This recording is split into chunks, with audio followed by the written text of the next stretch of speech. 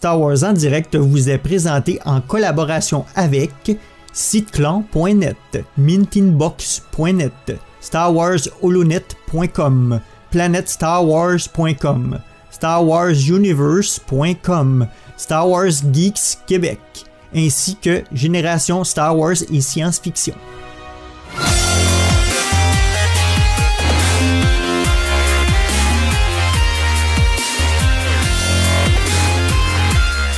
Bonsoir et bienvenue à Star Wars en direct, la voix du fandom Star Wars pour cet dernier épisode de l'année 2020, épisode qui sera consacré à nos coups de cœur et nos coups de masse de l'année 2020.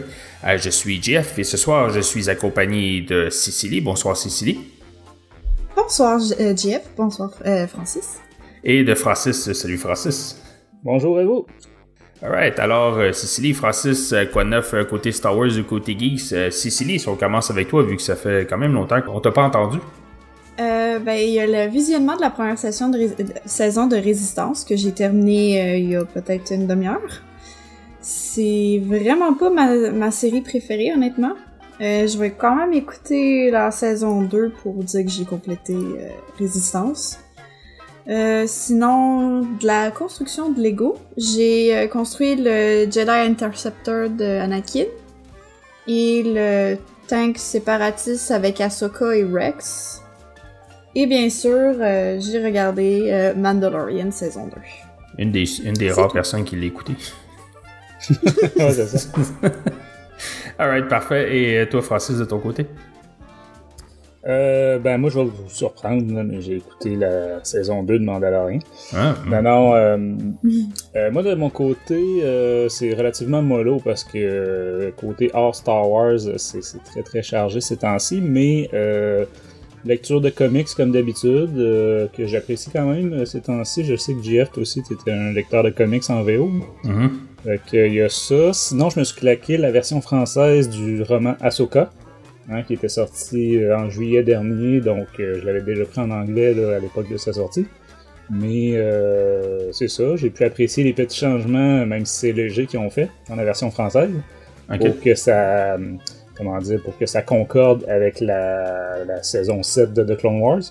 Fait que dans le fond, Pocket a eu l'autorisation de Lucasfilm de changer des mini-détails, là, par exemple la couleur des sables laser, des choses comme ça. Ah, c'est cool ça. Fait que c'est pas mal ça pour moi. Excellent. Ben moi de mon côté aussi, c'est assez tranquille côté Star Wars. C'est plutôt tout ce qui est en entour qui prend le dessus. Mais comme vous, j'ai écouté Mandalorian évidemment. Sinon, c'est pas mal ça côté Star Wars. C'est très tranquille. Donc, juste avant qu'on passe à notre sujet principal, juste vous rappeler à nos deux plus récentes émissions. Plus récente. Il y a nos épisodes de Mandalorian, donc si vous aviez regardé la série, les épisodes, on a fait une analyse pour chaque épisode de la série. Donc je vous conseille d'écouter ça. Et on a aussi fait un Star Wars en direct spécial idée cadeau pour le temps des fêtes. Donc de toute façon, quand l'épisode va paraître, il va être un peu trop tard, le temps de Noël va déjà passer. Mais bon, c'était un épisode qu'on a fait pour les différentes idées cadeaux du staff pour le temps des fêtes. Et on rappelle que vous pouvez joindre notre communauté de fans et d'auditeurs ainsi que participer à nos enregistrements live sur notre serveur Discord.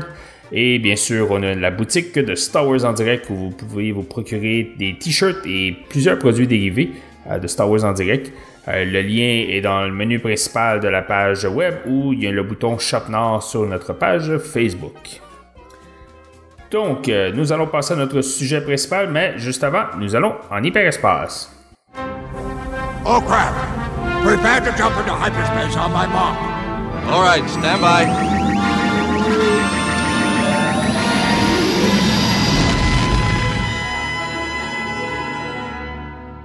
Ok, donc notre sujet principal ce soir, c'est nos coups de masse et coups de cœur de l'année 2020 par rapport à Star Wars.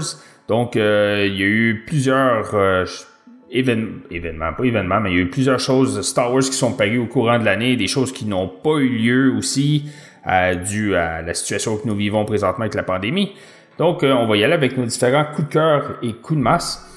Cécilie, je vais te laisser commencer avec tes coups de cœur. Oui, j'aimerais commencé avec la saison 2 de Mandalorian, of course. Avec la présence d'Ahsoka, Boba et Luke, c'était comme... Pour moi, c'était vraiment quelque chose d'extraordinaire. Moi, j'ai adoré. J'ai peut-être pas aimé tous les épisodes, mais peut-être 80% des épisodes, je les ai adorés. J'ai aussi la saison finale de Clone Wars, que j'ai adoré, en particulier les 4 derniers épisodes, qui étaient, selon moi, épiques. Il y a aussi l'annonce de la série The High Republic, que j'ai vraiment hâte de commencer à lire dès janvier.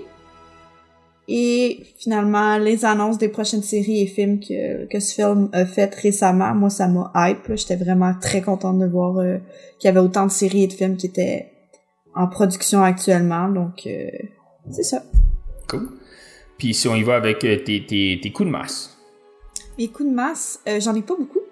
La première, ce serait l'annulation de la célébration, parce que ça aurait été la première fois que je serais allée à la célébration. Donc, le fait que ce soit annulé, c'est sûr, si c'était pas annulé pour être annulé, c'était vraiment à cause de la pandémie, c'est pas de la faute à personne. Mais j'ai trouvé ça vraiment dommage, parce que j'attendais vraiment ce moment-là, j'avais tout préparé mes choses pour la dernière minute, on se fait annuler ça. En plus, c'est remis comme dans 2 ans, puis encore là, est-ce que ça, tout va être correct niveau pandémie? Donc, ça m'a fait vraiment quelque chose. Il y a le Star Wars Squadron. Je ne l'ai pas fini, j'ai peut-être fait quelques missions, mais j'ai pas embarqué. Ça m'a vraiment déçue parce que j'avais vraiment hâte de pouvoir commencer à jouer à ce jeu-là. Ça avait l'air vraiment bien. Mais non, j'ai pas été capable d'embarquer. J'ai été aussi déçue un peu de la novélisation de Rise of Skywalker. Moi, je m'attendais à voir comme... Parce qu'on m'avait toujours dit, ben là, les novélisations de films, il y a toujours des ajouts, des scènes inédites qu'on n'a pas vues dans les films, puis dans The Rise of Skywalker, il y avait vraiment pas grand-chose, ça fait que ça m'a déçu. Et finalement, pour Dameron Freefall, c'est mon dernier coup de masse, que j'ai trouvé que j'ai quand même légèrement apprécié ma lecture, mais quand je reviens un peu là-dessus, c'est pas... Donc ça... J'étais hype à l'idée de lire un livre sur Poe Dameron, mais c'était pas le meilleur livre que j'ai lu, mettons. Ok. Non, c'est effectivement pas le meilleur livre. Alright, parfait. Et si Francis, on y va avec toi, ton coup de cœur. Ben moi, c'est ça, j'ai longuement réfléchi parce que tu sais, l'an dernier, l'année 2020, malgré les reports, les annulations, tout ça, il y a eu du stock quand même. Et puis, les gens le savent, je suis quand même bon public, hein, dès qu'il est question de Star Wars, c'est rare que je vais détester quelque chose. C'est même devenu un running gag chez certains qui veulent en faire un t-shirt marqué j'ai pas détesté. Mais fait coup de cœur, c'est vraiment là, le top du top, Cécilie l'a mentionné pour moi, c'est l'arc final de la série de Clone Wars. Mm-hmm. Et j'ai réécouté tout récemment cet arc-là. Et mes souvenirs étaient juste vraiment là. Même si la saison 2 de Mandalorian, évidemment, je l'ai adoré. J'ai fait presque une émission sur 2 là, de couverture de la deuxième saison. Fait que j'ai adoré la plupart des épisodes, tout ça. Mais vraiment, là, la saison finale de The Clone Wars, le dernier arc, parce que j'avais pas aimé la Bad Batch, puis l'autre, là, les aventures de Coruscant, là, on va dire, là, ou des passeurs de piste. Ça, c'était pas très bon, ça. C'est ça, mais l'arc du siège de Mandalore et la capture de Maul et l'Ordre 66, là, puis j'ai réécouté ça, là, puis c'est ça, récemment, j'ai acheté Blade Runner 2049 et on s'est tapé les 2 Blade Runner avec en famille. Mm-hmm. Et c'est ça, je disais aux enfants, je vous disais, écoutez la musique dans The Clone Wars, vous avez pas fermez vos yeux, vous êtes dans Blade Runner. On n'est pas du tout dans du Star Wars, on est dans une qualité. Puis tu sais, je veux pas bâcher sur Star Wars, puis les gens le savent évidemment que j'adore Star Wars. Mais je suis le premier à dire que c'est pas nécessairement des chefs-d'œuvre dans chaque domaine. Ouais. C'est pas du Stanley Kubrick du point de vue cinématographique, et du point de vue de la musique, même si les gens adulent John Williams, je trouve que c'est ça. C'est pas, moi, ça n'a jamais été mon favori. Et puis là, on a vraiment de l'inspiration de Vangelis. Vangelis qui était le groupe, si on peut dire, qui avait signé la bande originale de Blade Runner, fait que de la musique avec une tension, une lourdeur, que ça te met une ambiance là, d'introspection, et puis des discours quasiment philosophiques dans cet arc-là, en Ahsoka, Rex, avec Maul aussi. Non, vraiment, là, cet arc final-là, non seulement je trouve que c'est un chef-d'œuvre de A à Z, mais en plus, ça conclut une série. Ouais. Il y a tellement, on est tellement souvent déçus par des conclusions de séries. Là, la mode est rendue de ramener des séries pour mieux finir ça. Ouais, comme là, on va avoir une nouvelle saison de Dexter. C'est ça, on va essayer de mieux finir ça que la dernière fois. Ouais, tout le monde a détesté notre fin, là, on va refaire ça. Ouais, c'est ça. Fait que bref, c'est ça, coup de cœur vraiment, là, cette fin de saison-là, j'ai trouvé vraiment magistral, même si c'est pas que j'étais un fan fini de Clone Wars ou du personnage d'Ahsoka, mais là, vraiment, le tout, là, tu sais, l'ordre 66, avec tout ce que ça représente, et puis, non, vraiment, là, chapeau à Dave Filoni pour ça, là, il mérite vraiment amplement. Ouais. Puis tu sais, de tout raccorder aussi avec le reste du canon, on a tous les liens avec Rebels, avec les BD aussi qui étaient sortis, de Maul là, qui s'échappait. Ouais. Entre la saison 5 et 7, là, dans le fond, Maul était capturé par Darth Sidious, puis les Mandaloriens le faisaient échapper. Ouais, fait que bref, non, vraiment, là. Et c'est drôle de réécouter ça maintenant qu'on a vu Bo-Katan en vrai. Et là, de la revoir dans la série, c'est très agréable. Sinon, pour faire un tout petit peu littérature, pour moi, coup de cœur côté BD Comics, ce serait peut-être l'ascension de Kylo Ren et l'arc du châtiment de Shu-Torun du côté de la série Star Wars. C'est vraiment deux...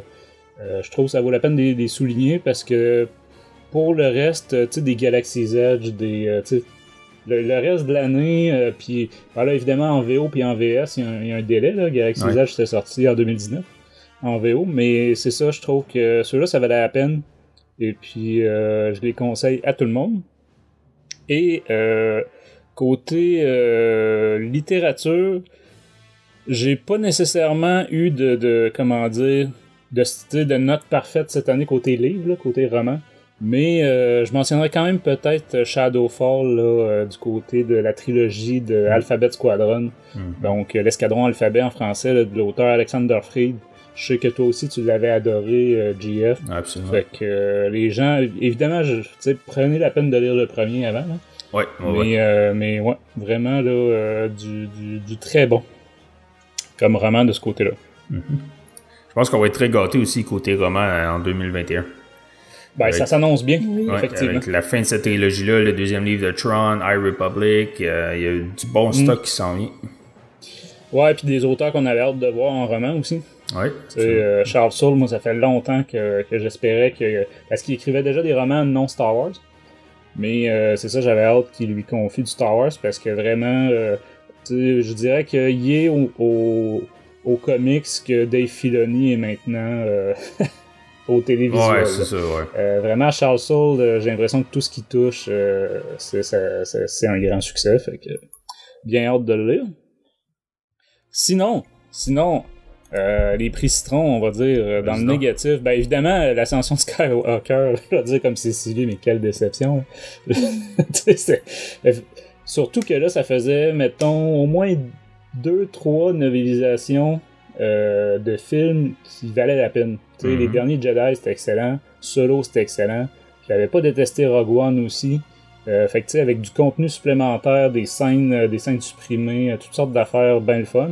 Tandis que là, l'ascension de cette Skywalker, là, c'est le strict minimum. C'est le strict minimum. C'est vraiment, là, en tout cas. C'était comme la novelisation du Réveil de la Force. Ouais, le Réveil de la Force était et le bout de la marde, comme on dit au Québec, concernant celui-là du Réveil de la Force, c'est qu'il y avait même des affaires complètement différentes dans le film.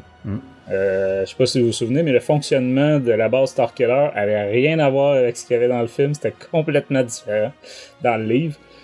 Mais bref, t'as raison, il n'y avait pas grand-chose d'ajouter, là. Ah, sinon, pour rester dans les livres, moi, mon gros prix citron, là, coup de masse de l'année 2020, c'est le roman Queen's Peril. Écoute, quand tu m'as demandé de faire cette émission-là, là, de coup de cœur, coup de masse, je me suis dit, est-ce que j'ai vraiment détesté quelque chose? Est-ce qu'il y a quelque chose que j'ai pas aimé là, dans l'année 2020 puis que je suis déçu de l'avoir lu ou écouté ou tout ça, tu sais? Puis, c'était tellement mauvais que ça m'était sorti de l'esprit. J'avais oublié l'existence de ce roman-là parce que mon esprit s'était dit, non, c'est trop mauvais pour être dans le canon.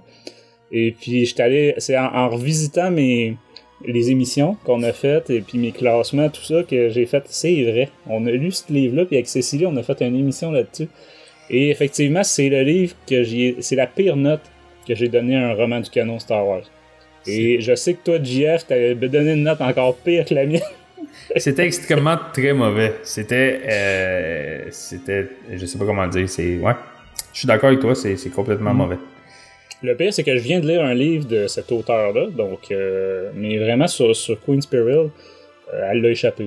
Il n'y a pas d'autre mot. Là. Il y a Cécilie qui était tout seul dans son camp de l'avoir aimé, là, mais c'est ça. Bref, non, mais tu sais, en mathématiques, hein, il y a toujours, c'est ça, là, une donnée qui fait fausser toute le. Puis là, tu te demandes si c'est un bug informatique, ils ont-tu accroché à la mauvaise case en remplissant le formulaire, tu sais. Ben là, c'est Cécilie. C'est la note à Cécilie qui est pas du tout en lien avec les autres. Fait que, sinon, je mentionnerais quand même peut-être de quoi qui m'a pas mal déçu. Ben, Cécilie a parlé de celui sur Poe Dameron, c'est vrai que c'était pas terrible.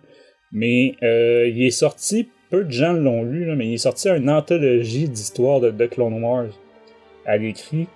Puis, tu sais, moi, je me disais, ça va être un peu comme From a Certain Point of View, des nouvelles, tu sais. Mais là, il y avait une seule nouvelle inédite, un seul récit inédit. Tout le reste, c'est vraiment des épisodes de The Clone Wars avec vraiment pratiquement rien d'ajouté. Tu sais, fait que c'est comme relire le scénario. Ils ont fait le scénario, genre. C'est quasiment ça, mais mettons du point de vue d'un personnage en particulier. T'sais. Ok. Fait que c'est. Ou, tu sais, ceux qui. Je sais pas s'il y en a. Dans nos auditeurs qui les lisent, mais il y a beaucoup de romans Bibliothèque verte en français, par exemple, que c'est des épisodes des séries animées. Là. Mm-hmm. Fait que, tu sais, chaque épisode de Rebels ou de Résistance a eu droit à son livre de Bibliothèque verte. Okay. Fait que j'avais l'impression de lire ça, c'était très très décevant. Fait que ouais, ce serait pas mal ça pour mes coups de masse. Parce que au-delà de ça, ben évidemment, il y a eu toutes les déceptions COVID, moi aussi. Là, par exemple, vous mentionniez tout ce qui a trait à la Haute République. C'était censé commencer au mois de septembre. Ouais. Ça a été retardé à janvier. Puis là, en plus, les critiques qu'on voit jusqu'à maintenant nous font vraiment regretter qu'on n'ait pas eu ça en septembre. Fait que ça, c'est sûr, c'est décevant. Même chose côté français. Écoute... plusieurs reports et probablement un roman en français de moins, si je me trompe pas, qu'on aurait eu normalement.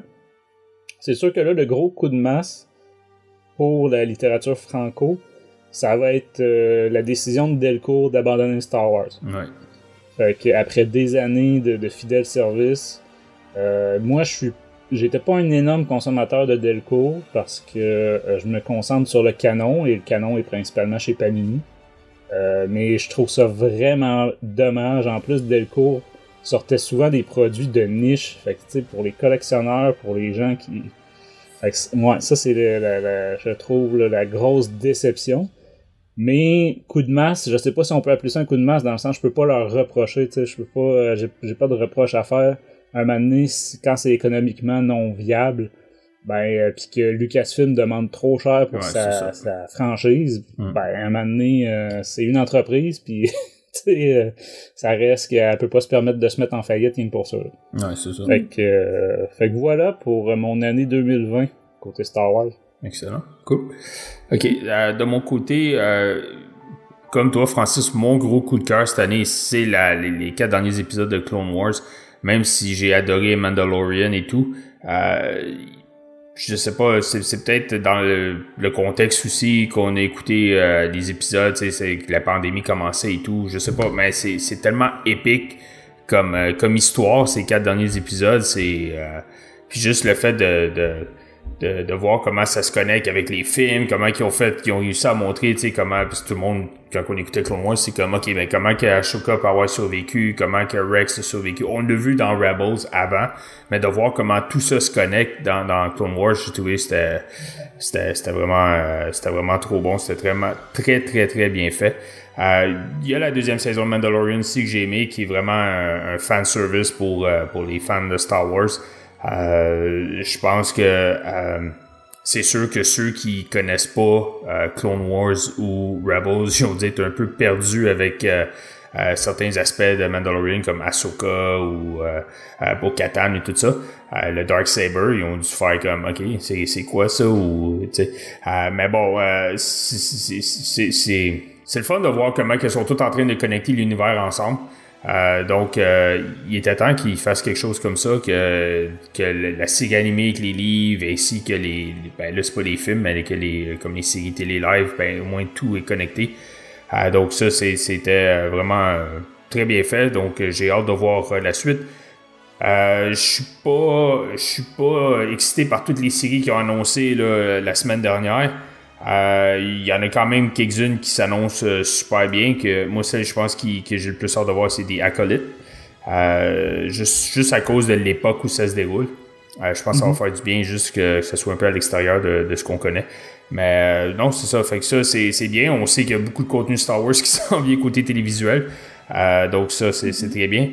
Autre coup de cœur, pour moi cette année, le livre, ça a été le livre de Tron, Chaos Rising.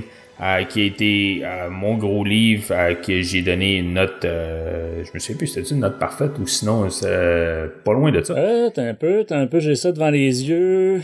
95% GF, 19 sur 20. Mais en fait, t'as donné la même note qu'à Shadowfall. Ouais, c'est ça. Mais peut-être que t'as quand même apprécié plus Chaos Rising. C'est Tron, c'est mon personnage, donc j'ai adoré. Ce que j'ai surtout aimé de ce livre-là, c'est que ça faisait totalement différent de ce qu'on a vu dans du Star Wars auparavant. Donc, c'est sûr, quelqu'un qui connaît pas Star Wars puis qui se met à lire Tron, va peut-être pas comprendre. Quoique, c'est bien parce que, comme je disais, vu que c'est complètement détaché de Star Wars, c'est un bon livre de science-fiction, point. Pas juste Star Wars. Shadowfall, un autre excellent livre qu'on a le droit cette année, que j'ai adoré. Puis l'autre grosse nouvelle, ben pour moi là, en tant que fan de jeux de miniatures et tout, c'est l'annonce de Atomic Mass Games qui prennent le contrôle des jeux de miniatures de Fantasy Flight Games, donc ils prennent le contrôle de Légion, Armada et X-Wing. C'est une compagnie qui est très respectée. Fantasy Flight Games, il était rendu à un point que je pense qu'il y avait l'expression l'estomac plus grand, non, la pensée plus grande que l'estomac. Donc, il était plus capable de fournir. On le voit là, mettons quelqu'un veut commencer à jouer à Armada ou quoi, il y a absolument rien à trouver. Ils sont plus capables de fournir dans leurs usines parce ils ont trop de jeux. Donc, d'avoir Atomic Mass Games, qui est une compagnie qui fait le jeu Marvel Crisis Protocol, qui est un jeu qui est très réputé côté miniature. Donc, je trouve que c'est une très bonne nouvelle pour l'avenir des jeux de miniature de Star Wars. Donc, ça, c'est mon dernier coup de cœur de l'année. Coup de masse, ben, on le sait, tout ce qui est arrivé à cause de la pandémie, célébrations cancellées, les retards dans les livres, dans les jeux, dans tout ça. Bon, écoutez, c'est poche, mais on a quand même eu plusieurs contenus Star Wars pareil. Mon autre coup de masse, mon plus gros coup de masse cette année va à Hasbro. Et même si j'ai arrêté de collectionner les figurines, je collectionne quand même comme genre les casques et tout. Ce que je déplore de Hasbro, ben premièrement, le prix ne font que grimper avec chaque nouvelle sortie. Hein. Mais pas juste ça, mais là, on va avoir quoi? Le 4e casque de Boba Fett. 3e? 4e? 3e? Ça va être le 3e. Il y a eu 4 Stormtroopers, puis là, ça va être le 3e Boba Fett. C'est ça, le 3e Boba Fett, quasiment de fil, hein, parce que là, ils ont sorti 2 Boba Fett. Là, il y a le Mandalorian qui sort, c'est le prochain, puis après ça, c'est Boba Fett. Selon la date où ça va sortir, effectivement, en 12 mois, je pense qu'il va y avoir eu 3 Boba Fett. Et ce que j'aime pas, ce que je déplore là-dedans, c'est que c'est exactement le même moule qu'ils reprennent, que j'ai trouvé vraiment absurde, surtout... pardon? Peut-être juste là, effectivement, je pense que ça va être le même moule que le premier, mais le blanc avait des différences par contre. Toute la section supérieure du blanc avait pas l'espèce d'impact là, de blaster que le casque de Boba Fett a normalement. Non, ça, je suis d'accord, mais tout ce qui est comme les scratchs qu'il y a sur le casque de Boba Fett sont reproduits sur le casque blanc. Fait que quand tu y touches, tu le sens. Ouais, ça, c'est moi aussi, j'ai été déçu, effectivement. Fait que, non seulement ça, mais bon, comme le nouveau casque de Boba Fett, ça va sûrement être, comme on disait, le même moule et le casque se vend à 25$ plus cher que le casque de Boba Fett. Puis il y a celui de Mandalorian que j'espère ça va être un moule différent et non le même moule que lui il devrait sortir le prochain. J'ose espérer quand même. La bonne nouvelle est quand même pas mal différent. C'est ça. La bonne nouvelle pour les casques, par exemple, c'est qu'on est supposé avoir celui du commandant Pyre. Commandant Pire du premier ordre, donc le casque rouge du commandant qui est comme un casque. Non, c'est le capitaine Cardinal. Ah, moi aussi. Ouais, le rouge, ouais. Ouais, Pire, c'est le doré, hein. Ouais, c'est ça.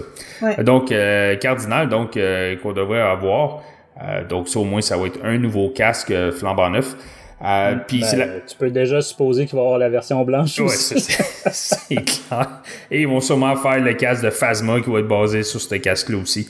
Il est un peu différent quand même, celui de Phasma. Ouais, c'est vrai. Sinon, il va y avoir le casque des Sith Troopers qui va être un peu le même moule, juste avec les rayures sur le casque. Ça va être pas mal ça. Sinon, il y a même chose pour ceux qui collectionnent les lightsaber Force Effects. C'est complètement débile à ce il y en a beaucoup.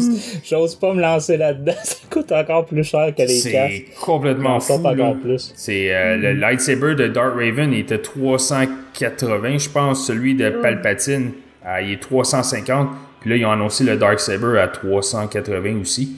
C'est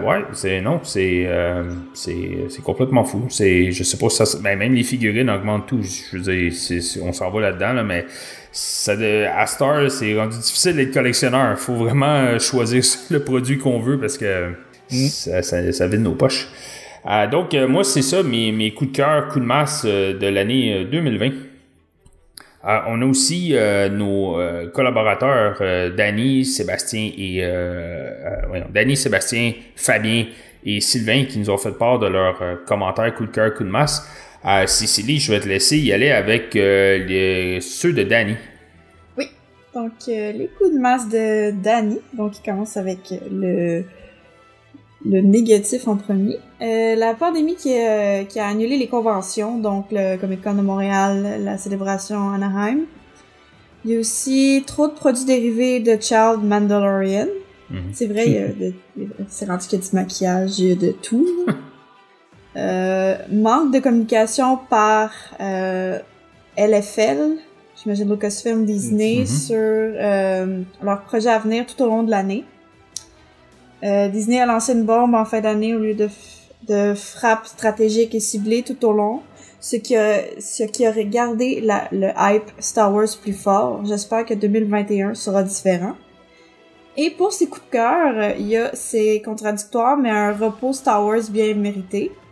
Saison 2 de Mandalorian, un peu comme nous tous. Mm-hmm. Consolidation du duo Filoni-Favreau. C'est vrai, c'est un très bon point, ça. J'aurais dû l'ajouter à ma liste. Mm-hmm. Annonce du film Rogue Squadron et de la série Ahsoka.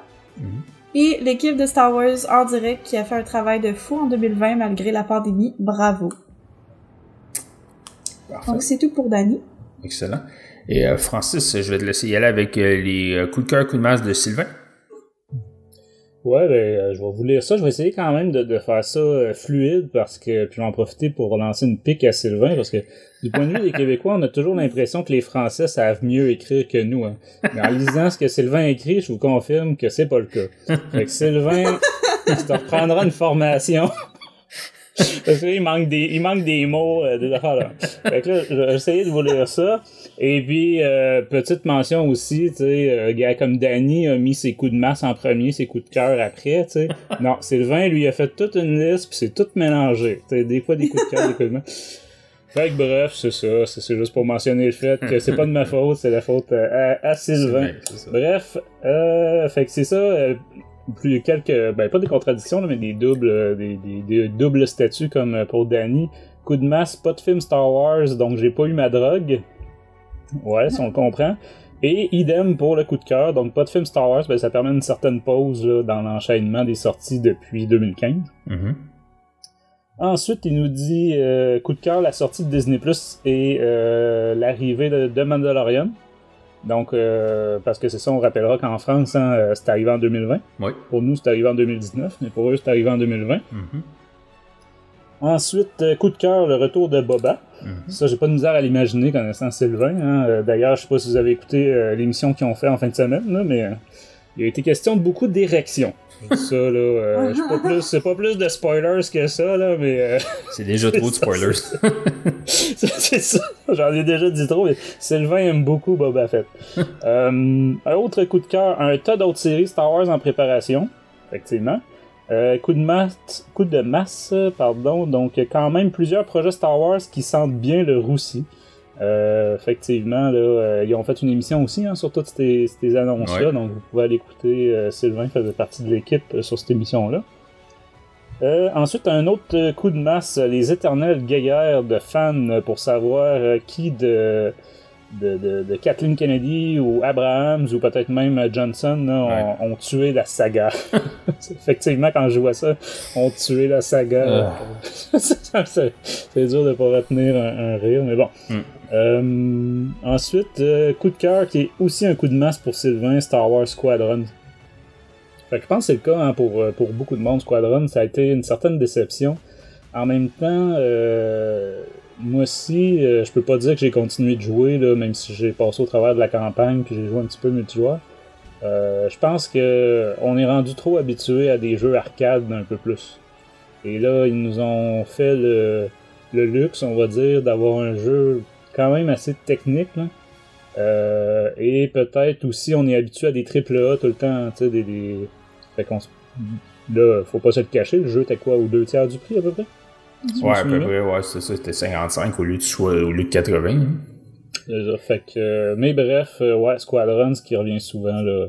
Fait que ça fait le tour pour les coups de cœur, coups de masse mal écrits de Sylvain. Alright. Ok, avant... Salut Sylvain! Avant que je vous lis les coups de cœur, coups de masse de Seb, il y a Fabien qui nous a enregistré ses coups de cœur, coups de masse. Alors, Fabien, on te laisse nous dire tes coups de cœur, coups de masse.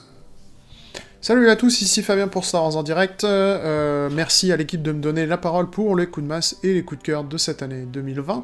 Je vais commencer avec mes coups de masse et un principal coup de masse qui concerne la communauté et son côté toujours autant toxique d'une partie de la communauté. Cette année n'a pas dérogé à la règle, si ce n'est même encore pire. J'ai l'impression qu'on a eu le droit à des polémiques à peu près tous les mois, des polémiques que je trouvais fatigante et pas toujours justifiée, et là bien sûr je ne parle pas de critiques plus ou moins constructives sur des épisodes de Mandalorian par exemple, mais je parle bien de polémiques qui n'ont pas lieu d'être. Je pense par exemple à l'annonce de la série de Leslie Headland avec son cast féminin qui a fait beaucoup parler, ou un énième retour sur Rian Johnson et l'épisode 8 au moment de la sortie de Mandalorian. Bref, toutes ces polémiques me fatiguent toujours autant. J'ai l'impression qu'elles sont de plus en plus nombreuses, et ça, c'est vraiment mon gros coup de masse de l'année 2020. Du côté... j'ai un autre petit coup de masse, évidemment, c'est l'annulation aussi des événements. Les événements type convention, en général, rythment un peu mon année autour de Star Wars et de la communauté. Cette année, pas de convention, donc c'est un peu dommage, mais on espère que l'année prochaine sera mieux. Du côté de mes coups de cœur, je me tourne encore une fois vers la communauté, cette fois, mais du bon côté de la communauté, puisque j'ai découvert énormément d'artistes et de créateurs cette année, et je me rends compte que Star Wars est toujours autant une source d'inspiration pour les créateurs et pour les artistes. J'ai découvert énormément d'illustrateurs, de sculpteurs, de créateurs d'objets comme des pins, etc. Que ça soit en rapport avec Mandalorian, que ça soit en rapport avec la postlogie ou toute autre source d'inspiration autour de Star Wars. On se rend compte que l'univers de Star Wars et la saga est toujours autant source de création, de qualité aussi, même des podcasts qu'on fleurit, etc., qui sont de très bonne qualité. Donc voilà, ça c'est mon gros coup de cœur quand même de cette année 2020. Un deuxième coup de cœur, on va dire, un peu plus bas. Ça reste quand même quelques annonces de ce qui s'en vient dans les années prochaines, avec notamment le film Rogue Squadron. Alors ça joue un peu trop sur mon côté nostalgique, mais peu importe. C'est quand même mon rêve de fan qui va être réalisé. Donc j'attends de voir pour le juger, mais l'annonce me donne très envie. Tout autant que certaines annonces de séries. Donc voilà, je vous souhaite d'excellentes fêtes, un très joyeux Noël et une très bonne année 2020. On espère que l'année 2021, pardon. On espère que l'année 2021 sera bien meilleure que celle de 2020. Ciao à tous, bye. Donc, merci Fabien. Et maintenant, on va y aller avec coup de cœur, coup de masse de Sébastien Minot. Coup de cœur 0. OK. Coup de cœur numéro 0, Batuu, le parc de Disney est vraiment formidable et en vaut la visite. Coup de cœur, la croisière Star Wars Day at Sea de Disney Cruise Line. C'est une rencontre unique. Il y a eu une rencontre unique avec Ashley Eckstein, je le prononce tout le temps mal. Eckstein et réalisation du rêve de quelqu'un à bord. Il y a eu un autre coup de cœur, les livres de Star Wars parus cette année. Quelle merveilleuse façon de passer à travers une année si difficile, mais surtout le premier livre de la trilogie de Tron. Tout à fait d'accord avec toi, mon Seb. Sinon, Mandalorian saison 2, autre coup de cœur. Lego, qui a célébré le 40e de Empire Strikes Back de manière spectaculaire en introduisant même des nouveaux sets et non seulement des nouveaux designs. Pour ce qui est des coups de masse, premier coup de masse croisière Star Wars Day at Sea, dont le format a énormément changé et pas nécessairement pour le mieux depuis le début de cette aventure. Deuxième coup de masse, Lego, qui n'a pas su répondre à une demande internationale de certains sets Star Wars. Effectivement, certains sets qui devaient être disponibles soit au Celebration ou exclusivement sur leur site, ils n'ont pas été capables de fournir pour la demande. Faut croire que je pense que tout le monde a été pris par surprise cette année à cause de la pandémie. Et son dernier coup de masse, c'est justement la pandémie qui cause le retard ou le report de la Star Wars Celebration. Donc, ça, c'est les coups de cœur, coups de masse de Sébastien. Alors, écoutez, c'était nos coups de cœur, coups de masse de l'année 2020 de l'équipe de Star Wars en direct. Donc, si vous avez questions, commentaires sur ce que nous avons discuté, s'il vous plaît, gênez-vous pas, allez sur nos réseaux sociaux, Facebook, Twitter, YouTube, laissez vos commentaires et si vous avez des questions, ça va nous faire plaisir de vous répondre. On rappelle que Star Wars en direct est disponible sur les plateformes iHeartRadio, Deezer, Spotify, Stitcher, Google Play et Apple Podcasts. Donc, de la part de Francis Sicily et moi-même, je vous remercie d'avoir été à l'écoute de Star Wars en direct, la voix du fandom Star Wars. Je vous remercie de nous avoir suivis tout au long de l'année. On sait que l'année n'a pas été facile, donc nous, ça nous a fait plaisir de pouvoir faire du contenu pour vous. Donc, prenez soin de vous, passez de joyeuses fêtes. On se revoit en 2021 et que la force soit avec vous.